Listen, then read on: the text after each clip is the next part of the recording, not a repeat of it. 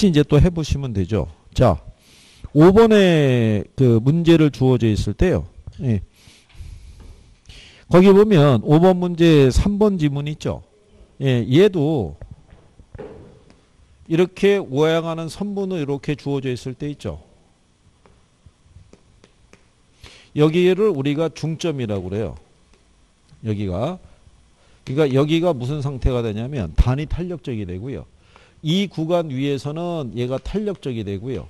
이 구간 밑에서는 측정을 하게 되면 비탄력적으로 나와요. 이 변화에 대한 부분이. 그래서 이 우회가는 이 직선으로 주어져 있을 때 측정하는 지점이 어디냐에 따라서 탄력성의 크기는 틀리다고 생각하시면 돼요. 그래서 이게 탄력성의 크기는요. 기울기만 갖고는 탄력이다 비탄력이다 얘기하기가 힘들어요. 그게 왜냐하면 측정 단위가 뭐냐에 따라서도 틀려져요. 측정 단위. 예를 들어서 우리가 왜 그 상품의 수량을 측정하는 이 기준이 틀리잖아요. 우리가 바늘 그럼 뭐 한 땀 뭐 이런 식으로 얘기하잖아요. 그럼 그 안에 보면 한 12개 이렇게 돼 있잖아요. 그다음 뭐 박스로 얘기할 때가 있잖아요. 거기에 따라서 이 기울기에 대한 기울기만 갖고는 얘기가 힘들어요. 그래서 우리가 기울기 얘기할 때는 그냥 일반적인 기울기라고만 얘기해 드리는 거고. 그러니까 여기 이 3번 지문도 자주 나오는 지문이 아니라 이 회차에서 딱 한 번 나온 거예요. 이게. 그리고 이제 여기 5번에 보시면 자, 대체제가 있는 경우가 대체제 없는 경우보다 비탄력적이 된다 그러니까 걔 틀렸겠죠. 그러니까 여기 답은 3번으로 주고요. 또 4번에 가면 단기에서 장기로 갈수록 비탄력적이 된다니까 틀렸잖아요. 용도 전환이 용이할수록 탄력적인데 가격 탄력성이 작아진다니까 틀렸죠. 그 다음에 1번에 보면은 수의 가격 탄력성이 1보다 작을 때 있죠. 1보다 비탄력이죠. 비탄력적일 때는 임대 수입이 비례 관계예요. 비례. 그러니까 예를 들어서 임대료가 상승하면 수입이 늘어나고요. 임대료가 하락하면 수입이 줄어드는 거예요. 비례한다고요. 비탄력적일 때는 이게 비탄력적일 때는 임대료를 갖다가 인상을 시키죠. 그러면 수입도 증가하고요. 얘가 임대료를 하락시키죠. 그러면 수입도 줄어요. 그러니까 움직임이 비례한다고요. 비탄력적일 때가.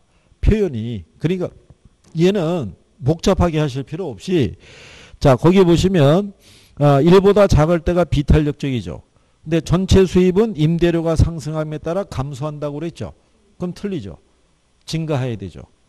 그럼 우리가 지난번에 이거 이렇게 해봤잖아요. 임대료 100만 원일 때 10가구 있었잖아요. 그럼 전체 수입은 1000만 원이잖아요. 이럴 때 임대료를 150만 원 올렸어요. 그죠? 그럼 50%가 지금 변했잖아요. 그랬더니 임차자가 이렇게 반응을 나타낸 거예요. 9가구로. 그러니까 10%만 변한 거예요. 그러면 임대료 변화보다 수혜량 변화가 작잖아요. 그럼 수입은 어떻게 되겠어요? 늘어나죠. 그렇잖아요. 왜냐하면 원래는 1000만 원이었는데 150을 올렸을 때 9가구 있었잖아요. 그 1350이니까 늘어나죠. 그럴 때 이 점하고 이 점 연결하면 기울기 이렇게 나오죠. 그렇잖아요. 그러면 이 변화보다 이 변화가 작잖아요. 그 기울기가 급하죠. 이게 비탄력이잖아요. 그러니까 비탄력적일 때는 올릴 때 수입이 늘어나는 거예요. 얘 거꾸로 내리면 수입이 줄죠. 150에서 100으로 떨어뜨려 봐야 한 가구밖에 안 늘어나잖아요. 무슨 말인지 이해하시겠나요? 그러니까 이런 거잖아요. 100만 원일 때 10가구 있었으니까 임대 수입이 1000만 원이었잖아요. 근데 얘를 150으로 올리니까 이게 9가구잖아요. 그러면 1350이니까 수입이 오히려 350이 늘잖아요. 근데 반대로 150에서 100으로 임대료 하락시키죠. 그러면은 이게 1350 오히려 1000만 원으로 줄잖아요. 그러니까 비탄력적일 때는 수익 관계가 비례 관계라고 보시면 돼요. 비례. 탄력적일 때는 반대고. 그죠? 만약에 단위 탄력적이잖아요. 단위 탄력적은 같은 거예요. 가격 변화과 양의 변화가 똑같기 때문에. 그렇죠? 그래서 그 경우를 얘기하는 거니까요. 그 다음에 여러분들 요거 한 거 기억하시나요? 탄력성에서. 얘가 완전 비탄력적이면 뭐가 불변이다. 그렇죠? 뭐가 불변이라고 그랬어요? 양이. 근데 뭐는 변할 수 있어요? 가격은 변할 수 있다고요. 뭐는 변할 수 있다? 가격. 근데 완전 탄력적이잖아요. 그럼 얘 기울기가 수평이죠. 뭐가 불변이냐면 얘는 여기서 뻗어나왔잖아요. 그러니까 가격이 불변이에요. 근데 양은 변할 수 있어요, 없어요? 양은 변하는 거예요. 그죠? 예. 그래서 그 6번에 보시면 자, 1번에 수요의 가격 탄력성이 완전 탄력적일 때 수요가 증가할 때 균형 가격은 변하지 않는다고 그랬죠. 예. 그게 수요의 가격 탄력성이 아니라 공급의 가격 탄력성이. 예. 공급의 가격 탄력성이 완전 탄력적이죠. 예. 그러면 수요가 증가할 때 가격은 어떻게 돼요? 변하지 않는 거예요. 양만 늘어나는 거예요. 이렇게. 이거를 출제자가 공급의 가격 탄력성인데 수요의 가격 탄력성이라고 그것만 바꿔버린 거예요. 그런데 이제 이걸 가지고 뭐 기울기의 위치 어떻게 될게요? 뭐 쓸데없는 얘기죠. 그리고 이제 자 조금 아까 자 거기 보시면 3번에 공급의 가격 탄력성이 수요의 가격 탄력성보다 작은 경우 있죠. 예. 그러면 여러분들이 조세 정책에서 배우셨죠. 조세와 정가와 귀착을 보면 우리가 탄소 비례라고 그랬잖아요. 탄력적인 애가 세금 부담이 적고 비탄력적인 애가 세금 부담이 많죠. 근데 공급의 가격 탄력성이 수요의 가격 탄력성보다 작으니까 비탄력이란 얘기예요. 그러면 공급자가 세금 부담을 더 많이 하죠. 그리고 이제 임대주택의 수요의 가격 탄력성이 1일 때 이럴 때는 임대 수입은 불변이니까요. 그리고 일반적으로 임대주택을 건축해서 공급하는 기간이 짧죠. 그러면 탄력적이죠. 생산 기간이 짧을수록 생산에 소요되는 기간이 짧으면 탄력적이 되는 거죠. 이게 작년 문제였어요. 이게. 자, 그럴 때 7번에 보시면 7번에 2번 지문에 이렇게 해놨죠. 주택 수요의 가격 탄력성이 완전 탄력적인 경우 있죠.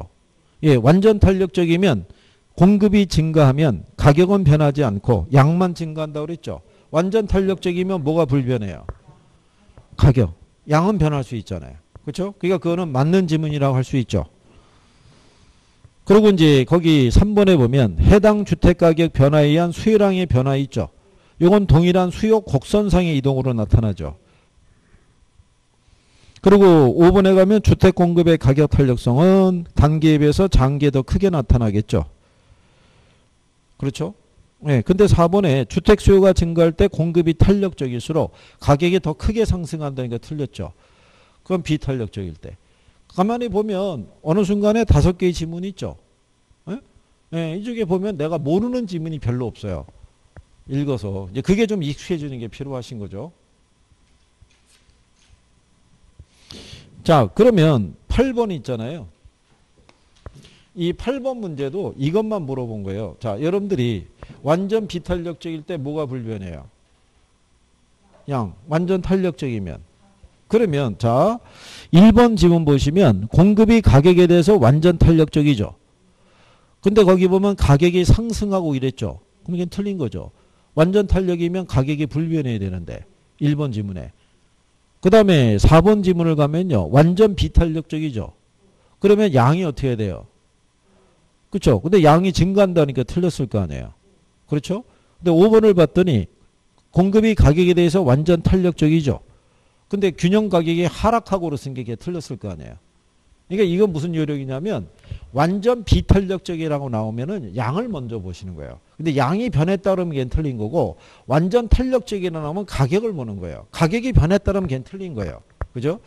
그래서 거기 2번에 보시면 공급이 가격에 대해서 완전 탄력적일 때 있죠. 수요가 증가하면 가격은 변하지 않고 양만 늘어난다는 걔가 답이 되는 거예요.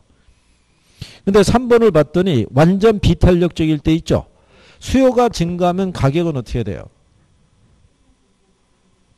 상승인데 하락하고 그래서 걔가 틀린 거예요. 이게 답이 2번인 거예요. 푸른 요령 아시겠어요?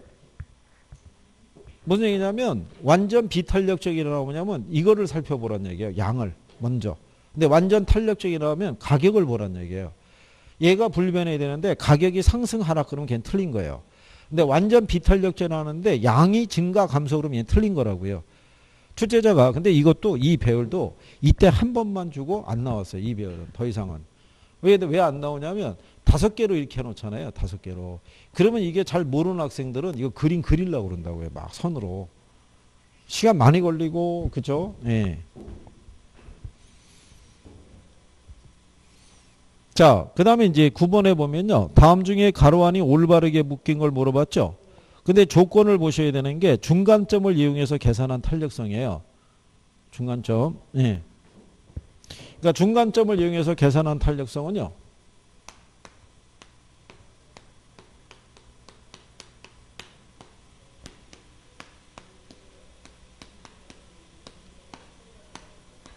요거를 나누기 2를 해도 되고 2를 안 해도 돼요. 이거를. 자, 근데 이제 여기 보면 P0하고 P1이 있죠. 예, 이게 뭐냐면 최초의 가격, 그 다음에 나중 거. 그러니까 이제 이렇게 보면요. 최초하고 나중 가격이 있죠.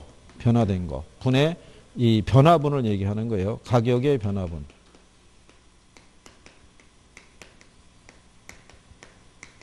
그러면 여기도 최초의 양이 있죠. 여기에서 나중 거 있죠. 이거 더하고 여기서 이건 양의 변화분을 얘기하는 거예요.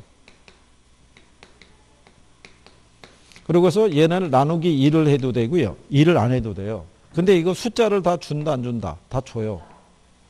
거기 여러분들이 보면 임대료가 9만 원에서 얼마로 변했대요? 그럼 이렇게 더해주면 돼요.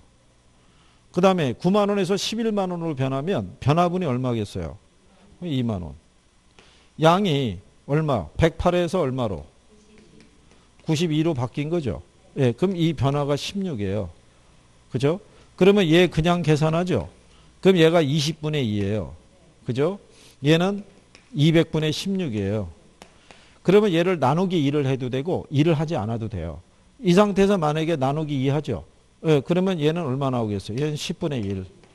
얘는 나누기 2 하면 100분의 8이죠. 100분의 8 하면 0.08이죠. 10분의 1이면 0.1이죠. 예, 나누면 0.8 나와요. 그죠? 1보다 커요, 작아요? 1보다 작으면 탄력적이다, 비탄력적이다? 예, 비탄력. 0.8 비탄력적이 답인 거예요. 이것도 이때 한 문제 나오고 안 나오는 거예요. 왜냐하면 이렇게 할 때는 쉬워 보여도요. 막상 들어간 학생은 이거 어려웠었다고요. 이거를. 그리고 이때 이 문제가 출제가 됐을 때 중간점 이용해서 계산하는 요령을 학생들이 알고 들어간 학생들이 많지 않았을 거예요. 그러니까는 일반적인 탄력성 대입하려고 그러면 또 힘들었고 뭐 그런 얘기죠. 예, 그 다음에 10번에 대한 거는 지난번에 이렇게 설명했어요. 우리가 가격 탄력성을 계산할 때 있죠. 이런 공급도 마찬가지지만요.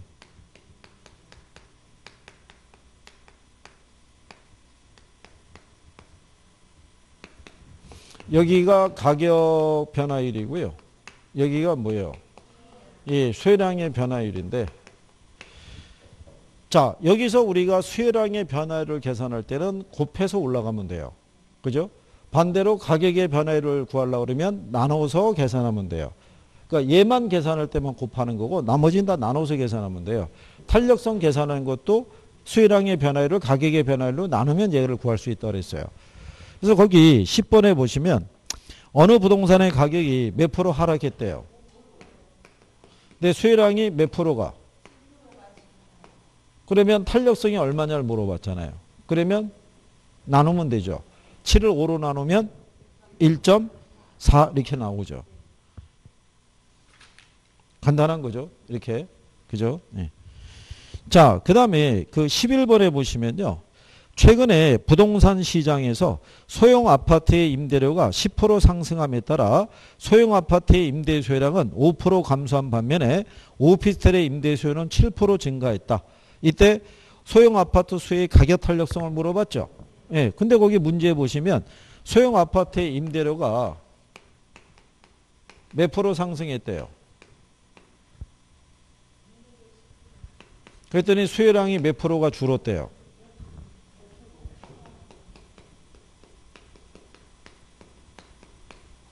이럴 때 요거 탄력성이 얼마냐를 물어본 거죠. 그럼 어떻게 계산하면 돼요? 우리가 이랬잖아요. 읽을 때는 밑에서 위로 올라가면 되는데 계산기 찍을 때는 반대로 찍으면 된다 그랬죠.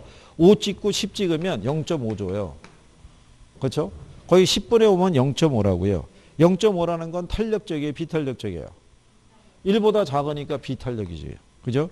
그러면은 기억이 비탄력적이라는 2번하고 3번, 5번밖에 없어요. 그럼 둘 중에 하나가 답인 거예요. 그죠? 그런데 자, 이렇게 보시면요. 여기 봤더니 그 내용에서 자, 소형 아파트 있죠.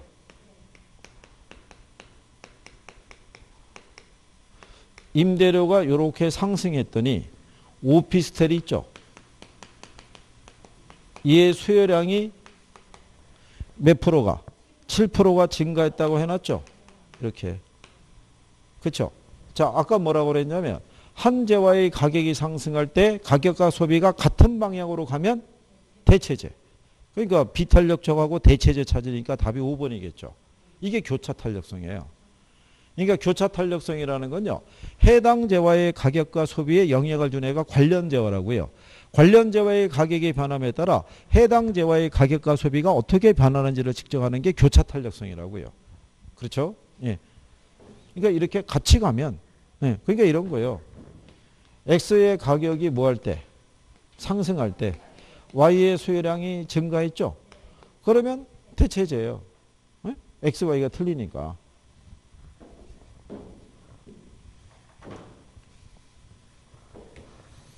자, 그 다음에 12번에 보시면요. 자, 이것도 마찬가지예요. 가격, 자, 페이지는 56페이지죠. 네. 가격 탄력성은 가격의 변화율에 대한 무슨 변화율? 예, 수요량의 변화율. 그 다음에 소득 탄력성이 있죠. 얘는 소득의 변화율에 대한 무슨 변화율? 수요량의 변화율이에요.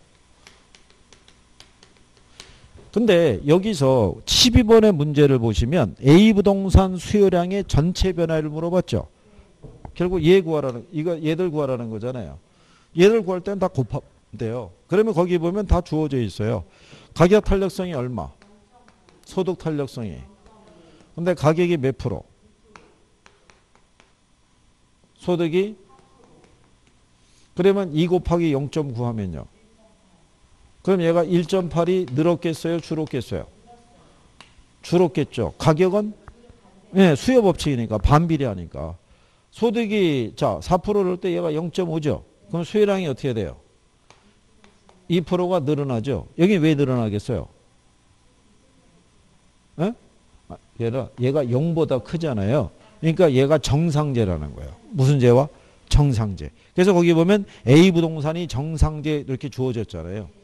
그러면 자 2% 늘어나고 1.8% 줄었죠. 그럼 전체 변화율이 얼마 나오겠어요? 0.2 나오죠. 그 답이 1번이죠. 그렇죠? 그러니까 이거 양 계산하는 건 곱해서 계산하시면 돼요. 곱해서. 그것만 하실 수 있어도 그냥 그러면 거기 13번 있죠. 어느 지역에 오피스텔 가격이 4% 인상이 됐죠. 근데 가격 탄력성이 2래요. 그죠? 그럼 수요량의 변화 물어봤잖아요. 그러면 4 곱하기 2 하면 되죠. 그럼 8이죠. 그럼 8%가 늘었겠어요? 줄었겠어요? 줄었죠. 가격 탄력성은 가격과 수요량이 반비례니까 가격이 상승하면 수요량이 줄어야 되잖아요. 그냥 암산적이죠. 다만 여기서 증가 감소를 대입한 거는 수요의 가격 탄력성이 수요 법칙을 의미하는 것을 잘 모르는 사람들은 이것도 힘들었을 거란 얘기죠. 그 다음에 그 14번 있죠. 예, 14번에 보시면 자 똑같은 거예요. X지역에 오피스텔의 임대료 있죠. 예, 오피스텔의 임대료가 몇 프로 상승했대요? 10%. 10% 상승했더니 오피스텔의 임차 수요가 몇 프로? 예, 15%. 그렇죠? 예, 대신에 이 지역 소형 아파트의 임차 수요 있죠. 예.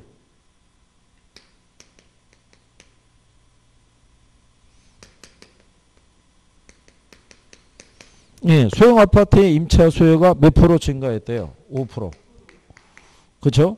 이럴 때 A지역, X지역에 소형 아파트 임차 수요의 교차 탄력성이 있죠.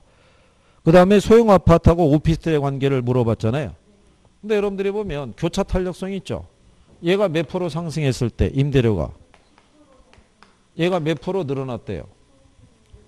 5%. 예, 요건 이제 이렇게 생각하셔야 돼요. 여기 5, 5 돼 있잖아요. 여기 보시면 오피텔의 임대료가 변할 때 오피텔 수요량이 변한 것 있죠. 분모 분자가 같잖아요. 이건 가격 탄력성. 이거는. 그러니까 가격 탄력성은요, 이런 거예요. XJ 가격 변화분의 XJ 수요량이에요. 근데 교차 탄력성은 XJ 가격에 대한 YJ 수요량이라고요. 그러니까 분모하고 분자가 이게 틀려요. 이게. 가격 탄력성은 둘이 같은 거고. 그죠? 예. 그러니까 교차 탄력성을 물어봤으니까 오피스텔 임대료가 10% 상승할 때 얘가 몇 프로 증가했어요?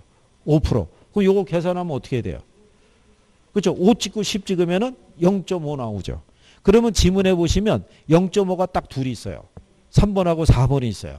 그죠? 그런데 얘가 상승할 때 얘가 늘어났죠. 화살표의 방향이 같잖아요. 그럼 무슨 재와? 대체제. 그 나중에 읽으면서 딱 그것만 대입해서 바로 값을 구할 수 있어요. 자, 그러면 한 문제 더 연습하시면 뒤로 넘어가시면 아파트 매매 가격이 16% 상승함에 따라 다세대 주택의 매매 수요량이 8% 증가하고요. 그럼 벌써 아파트 다세대 틀리잖아요. 그러면 교차 탄력성 구하면은 16분의 8인 거예요. 그럼 얼마 나오겠어요? 그럼 0.5 나오는 거예요. 근데 아파트 매매 수요량이 4% 감소했죠. 그러면 아파트 묶어버리면 되죠. 그럼 얘는 16분의 4 나오잖아요. 그죠? 16분의 4면은 0.25 나오죠. 그럼 가격 탄력성은 0.25. 교차 탄력성은 0.5. 아파트의 매매 가격이 상승할 때 다세대 수요가 증가했잖아요. 같은 화살이죠. 그러면 뭐 대체제. 그럼 답이 몇 번? 1번. 이렇게. 복잡한 것 같은데 요령을 알면 되게 간단한 거죠. 그렇지 않겠어요? 그렇다고 해서 이게 또 이제 14번, 15번 같이 나온 거예요. 그러니까 학생분들이 뭘 가졌겠어요? 자신감을. 드디어 나오기만 하면 내가 확 한다고 그랬는데 16번이 등장한 거예요. 근데 이거는 또 뭔 말인지 모르겠는 거예요. 그죠? 왜 뭔 말인지 모르겠냐면 박스의 제목을 봤더니 교차 탄력성을 구하래요. 근데 가구 소득이 10% 상승하고 아파트 가격은 5% 상승했을 때 다세대주택의 수요가 8%가 늘어났대요. 근데 다세대주택의 소유투 탄력성이 0.6이고 다세대하고 아파트가 대체제래요. 그렇죠? 그러니까 이제 아무리 생각해도 뭐가 이제 안 맞아 떨어지냐면 거기 소득 탄력성 줬잖아요. 그죠? 예. 그 여기 수요량이거든요. 근데 얘를 0.6을 줬어요. 근데 소득이 몇 프로 증가했다고 돼 있냐면 10% 상승했대요. 근데 얘가 0.6이거든요. 그럼 얘가 6%가 늘어야 된다고요. 6%가 늘어야 되는데 8%가 늘었다는 거예요. 그렇죠? 아니 얘가 6%가 늘어났는데 왜 8%가 늘었다는 거야? 그럼 나머지 2% 있죠? 이게 어디서 왔냐 이거죠. 어디서. 그죠? 그 얘기는 무슨 얘기냐면 자 아파트 가격이 5% 상승했을 때 다세대가 8% 늘었다는 거잖아요. 이게. 다세대가. 근데 소득이 증가세는 6%밖에 안 되거든요. 그 2%가 어디서 늘어났을까? 그죠? 그 얘기는 거기 보면 아파트하고 다세대가 대체제라고 줬잖아요. 그죠? 그러니까는 여기 보면은 아파트 가격이 몇 프로 상승했대요? 5%. 그러면 얘가 5% 상승해서 다세대 2%가 여기서 늘어난 거라고요. 소득이 증가해서 뭐가? 6% 늘었고 대체제의 관계는 아파트의 가격이 상승해서 얘가 여기서 2% 늘어난 거예요. 그럼 교차 탄력성이 얼마냐를 물어봤죠. 요거 탄력성 계산하면 어떻게 하면 돼요? 똑같아요. 이게를 이걸로 나누면 돼요. 그죠? 그럼 2를 5로 나누면 0.4 나온다고요. 그래서 교차 탄력성이 0.4라고요. 그러니까 이게 14번하고 15번하고는 선뜻 다가가기가 좀 쉽지 않죠. 그러니까 문제를 뒤집은 거예요. 어떻게 준 거냐면 이 조건에서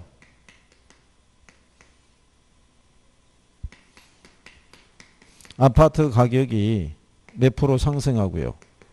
예, 5% 상승했고요. 그 다음에 소득 탄력성이 얼마라고 줬냐면은 0.6을 줬어요.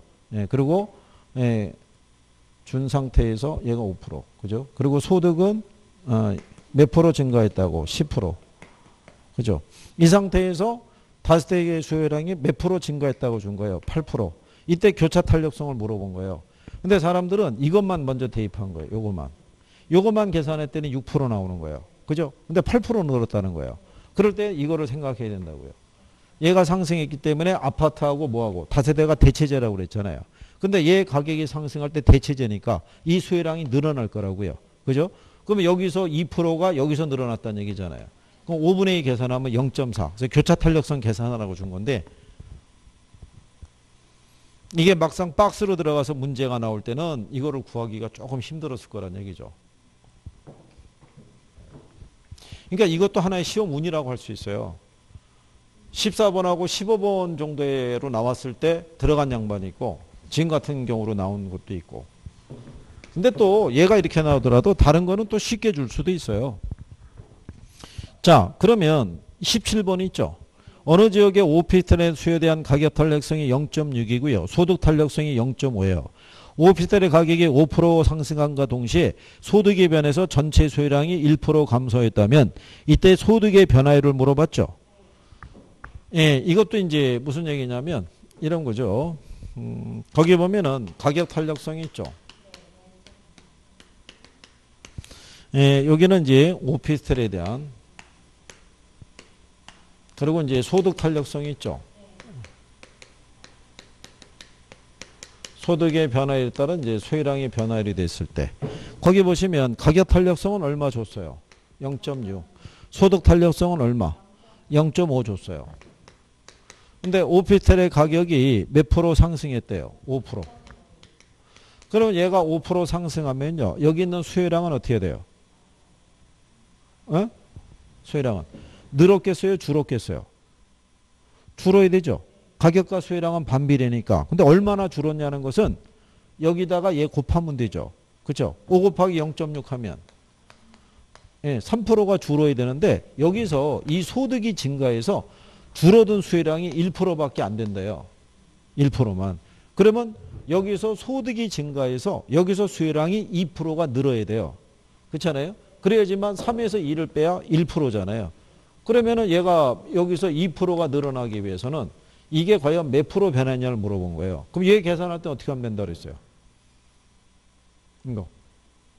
여기 분자는 곱해서 올라가고 분모는 나눠서. 그럼 2 나누기 0.5 하시면 얼마 나와요? 그럼 4%예요. 그죠?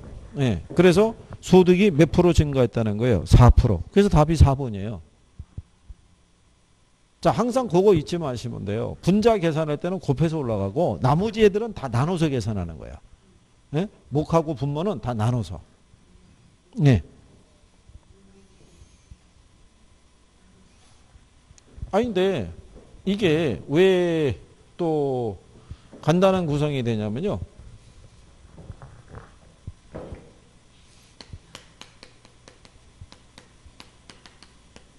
얘는 가격 변화에 대한 수요량의 변화율이죠. 소득 탄력성은 가격 변화에 대한 소득의 변화율이죠. 그 다음에 교차 탄력성이라고 있죠. 예. 얘는 X제의 가격 변화에 대한 Y제의 소요량의 변화거든요. 작년 문제가 거기 여러분들이 18번 문제 있죠.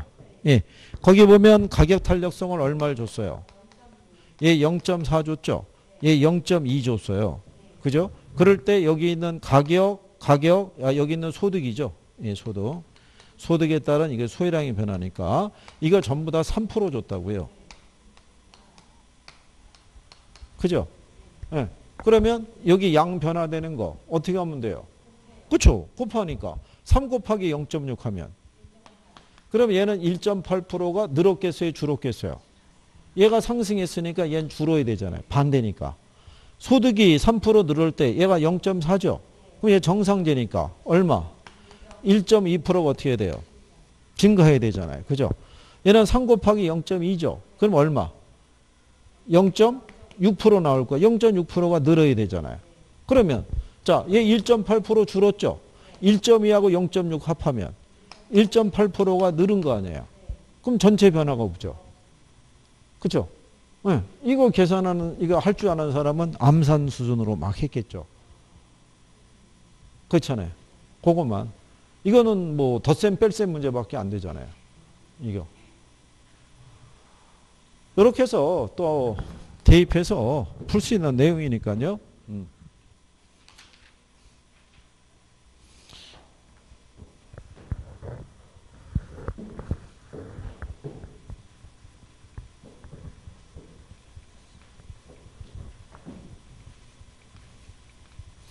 그 다음에 이제 경기 변동으로 가보시게 되면은요. 거기 보면 경기 순환과 경기 변동이 있는데요. 1번에 보시면 부동산 경제를 구성하고 있는 각 부분에서 순환적 변동을 비롯해서 계절적, 장기적, 무작위적 변동이 나오죠. 예, 무작위적 변동이라는 것은 예기치 못한 사태로 초래되는 비순환적 경기 변동 현상이 있죠. 지금 코로나 사태도 똑같은 거예요. 지진이라든가 홍수, 뭐 태풍 여기서 발생하는 것 있죠. 시설물이 다 파괴되거나 막 이렇게 되는 것도 그것도 비순환적인 경기 변동이라고 보시면 되겠고요. 거기 보시면은 대학가 근처에 임대주택이 방학을 주기로 공실률이 증가하는 경우 있죠. 예, 그건 무슨 변동? 예, 계절 변동이죠. 근데 우리가 지난번에 이거 한 거 기억하시나요? 회복시장이 있고 상향이 있고 후퇴가 있고 하향이 있을 때 여기 보면은 과거의 사례 가격이 있죠. 과거의 사례 가격이 얘가 상이잖아요. 얘가 상이면 하로 들어와야 되고요. 얘가 하면은 과거는 얘는 상으로 들어와야 돼요. 그죠? 근데 거기 4번에 보면 상향시장에서 직전 회복시장에 거래 사례 가격은 현재 시점에서 상한가가 된다라고 해놨죠. 그러니까 틀린 거예요. 같은 상으로 들어오면 안 돼요. 상하, 하상 이렇게 들어와야 돼요. 그래서 그런 내용이고요. 그 다음에 2번에 가시게 되면 경기 변동에 관한 설명, 순환, 추세, 계절, 무작위적 변동으로 나타나겠죠.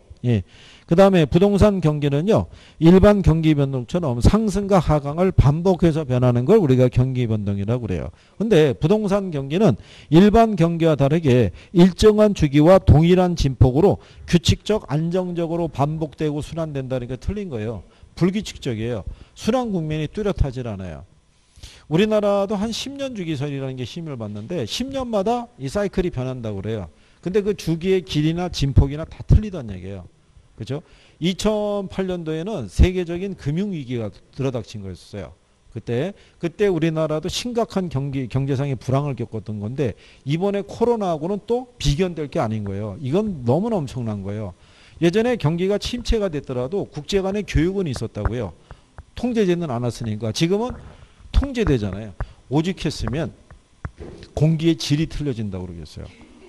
그렇죠? 사람이 안 다니니까. 그렇잖아요? 네, 그래서 뭐 에베레스트 걔도 뭐 정화되고 남극도 뭐 지금 숨 쉬고 있을 것 같고 막 이렇게 얘기하는 거예요, 지금. 근데 인간은 삶을 유지하기 위해서는 끊임없이 생산과 소비해야 돼요. 그리고 유통을 시켜야 되는데 지금 스톱되어 있는 관계잖아요.